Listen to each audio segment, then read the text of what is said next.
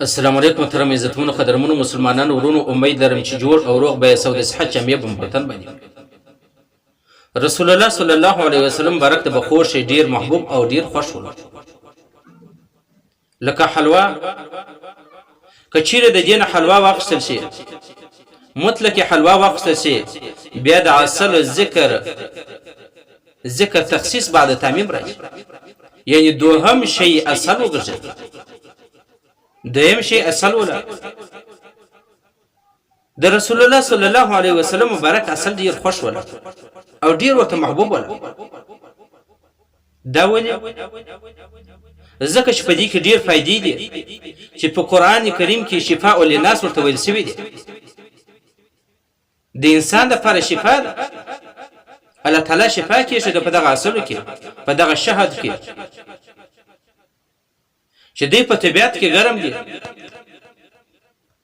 یعنی دغه اصل و انیت ته طاقت ورکوي و ګردو ته طاقت ورکوي و مثانیه ته طاقت ورکوي کله چې څوک په بدن کې ګرمایي لري هغه د اصل نه استعمالي ځکه اصل په طبيعت کې ګرم دي بیا هغه سړی د تاوان سره مخامخ کیږي اصل کچیر عام طور باندې سړی استعمال کی دا میدی ته ګرمایي ورکوي په ګرمایش معتدل سره اصل شهد څوک ورته وایي په ګرمایش معتدل سره ګرمایي ورکوي یعنی کچیر څوک د ګرمۍ شکایت لري وجود یې ګرم وي د ګرمۍ شکایت وي نه هغه د اثر راوخ په یو ګلاس کې راوچی بیا دا یو ګلاس په دابل کې دا رقم توي نو څونه چې اړي غونه یخوالي په دې کې راځي بیا چې څومره زیاته ګرمي موسم وي کم سړی د جګر نه جوړی لري هغه په دغه فل ګرمي کې بیا هم د زکام مرز بده تلګیږي یعنی زکامیږي د بدن د ګرمایش لپاره بهترینه نسخه ده خلکو په حکیمانو باندې ګرځي په ډاکټرانو باندې ګرځي وجود می ګرم دی په میده کې داسې دی لکه سر ورش کې باندې او د دین غافل دي چې راولار سم لزر شلزر ډاکټر ته ورکوم 15000 اصل ولات ورته اصل رانه په خپل لاس باندې استعمال کوم یو ګلاس راواخه یخ وبا په یخو بو کې واچي په دابل ګلاس کې توکي بیا په دابل کې توکي څونه چې اړه یغونه یخوالي کې راځي وجود ته به یخوالي او کچيري یو سړی خېټه غټه وي دې سړی خېټه غټه ده یعنی وازګي ډيري دي وازګي په ویلې لکه نن سبا چې ډیر کسان روان دي یا پر نسو باندې پاډې تړلې یا ډاکټر دوايي ورکوي زیات کړه زنانو ته سپاره بچانه کیږي چې خېټه دی وازه کړی ده بیا د دوايانو په ذرا سره دغه وازګي ویلې لیکن هغه د لپاره بهترینه نقصه ده چې هغه د شهد راوخي دغه اصل دی راوخي په ګرمو بوی کې دی واچي په ګرم بوی کې د سحر په نهاري باندې استعمالوي چې دی نو دغه انسان کناري نه وي او کزانانه وي دغه زیاتو وازغه چې دغه به ټوله ویلی شي او دا به ټوله ختم شي دای بهترینه نسخه ده پر موبایل پر پیسو باندې مصرفونه کوي یعنی کومه پیسې چې ته د موبایل پر پیکیج باندې استعمالوي بیا ځای استعمالوي هغه پیسې راواخه پر دغه خپل وجود باندې ولګو دا بدن دا وجود الله تعالی درکړی دی دا ډیر بهترین نعمت دی اصلي اصل په فدا دولمبر نه په دولمبر باندې شفا په دولمبر کې شفا نشته اول لمبر اصل چې پاګه کې الله تعالی شفای کامله یې شه او کچيري دغه شاد راوخي یو زید زخمی پر هغه زخم باندې کشیږي فورن هغه وینه بندوي او کچيري سړی اصل استعمال د انسان میده داسې چکناهټ نسی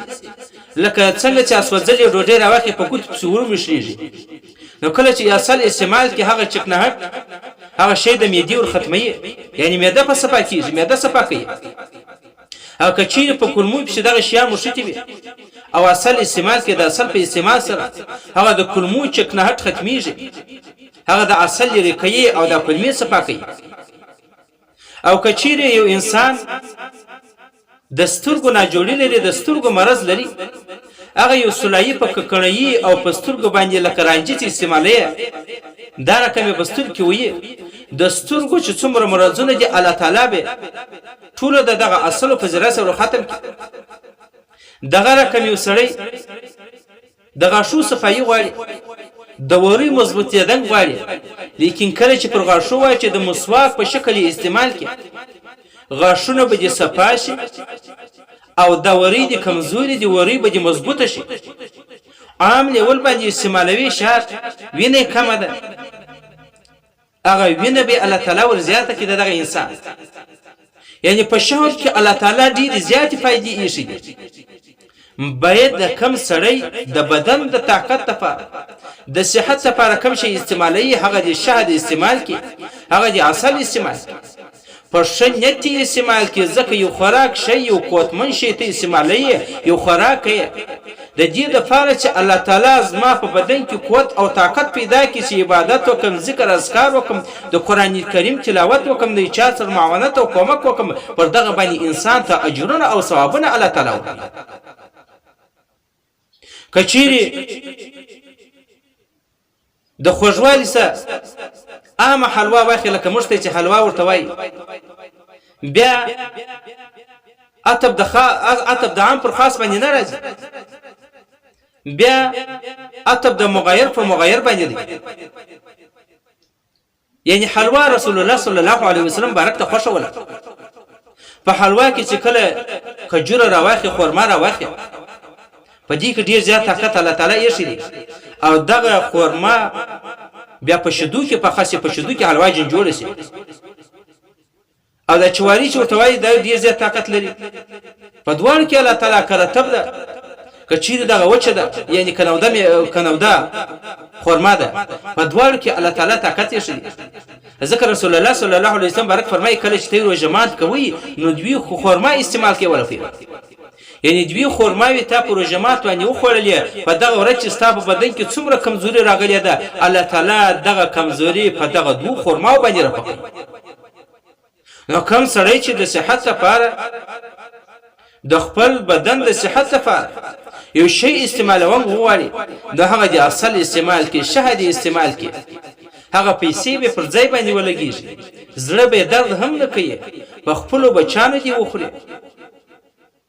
او د ثواب په نیت استعمال کې چې عبادت د دې لپاره یا د ذکر تلاوت لپاره، نو پر دغه باندې هم الله تعالی اجرونه او ثوابونه ودغه انسان